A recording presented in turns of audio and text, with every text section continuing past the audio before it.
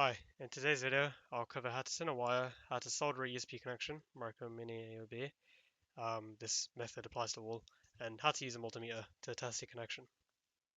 Quick disclaimer, I'm not a professional at this, but this small bit of soldering saved me the effort of having to buy a wire, so I wanted to share what I've learned. Saying that, please verify what's being said in the video, look at the USB spec. I've included a link to the spec documents I downloaded myself in the description. Please have a look at that. Have a look at different videos as well, especially soldering stuff. I don't intend to handhold in this video and do aim for this video to be sort of prime supplement to whatever work you're planning on doing by searching the title of this video. It took me a few tries to get this correctly. I practiced and went through a few wires trying to get the connector and the soldering correct. If you've never soldered before, maybe give yourself some practice with scrap wire before attempting on the final thing.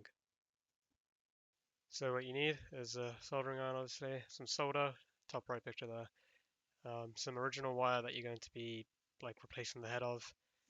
That picture there is what I use pretty much, and some sacrificial wire for the connector. So what you're going to be lifting the connector from, like your desired one.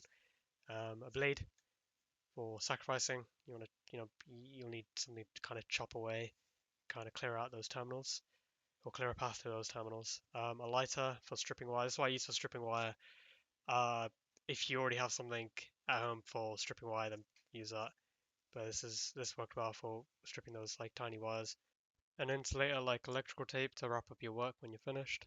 A multimeter, which is optional, to test the connections at the end. So we'll start off with a little demonstration, or rather a drawing of how to tin wire. Tinning is pretty much essential. I figured it out a bit late after ruining a few wires, so I do recommend just kind of learning how this goes. But essentially, you first get some solder on the tip of your soldering iron. Um, this is for heat conductivity. Um, After you've got some solder on your iron, I'll refer to as from now. You want to just touch that to the wire, um, let it heat up. Once you've held your iron to the wire long enough, maybe like 5-10 seconds, warm it up, and then hold it underneath some solder.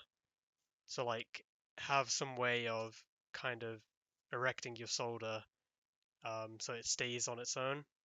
Seeing as you only have two hands, then put the wire underneath it, and then put the soldering iron on top, and then kind of just like as you saw there, just kind of slide the iron along. Um, you really want to get that sliding motion to kind of spread that solder across the wire. Um, if you do it correctly, you'll see like a nice sheen around the whole thing. So then you want to go ahead and snip the end. You want a nice clean wire to put into the terminal. And giving it a nice snip achieves that. With that out of the way, we want to get our connector from the sacrificial wire. So take your blade and kind of chop away the rubber encasing, do a sort of scooping motion to clear out a path to the terminals. The rest of the rubber encasing you can pretty much leave, but you definitely want a clean working area for the soldering. So next you'll want to prepare your desired cable, chop the end off. Remember the ordering of the wires and how they connect to the terminals, so for which you'll need to open up the connector. I recommend this if it's like a cheap cable because maybe it doesn't follow like the same coloring pattern. Because generally you can rely on it being black, green, white, red, maybe a different color. But either way, find some way of remembering which order it is. Just make sure it's in that correct order. And you'll notice that Mini B has like an ID terminal. Just ignore it.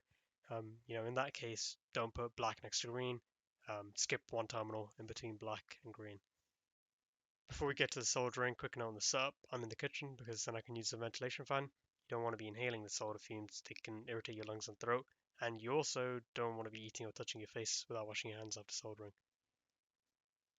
So this can get a bit fiddly, but take your time lining the wire and the terminal up.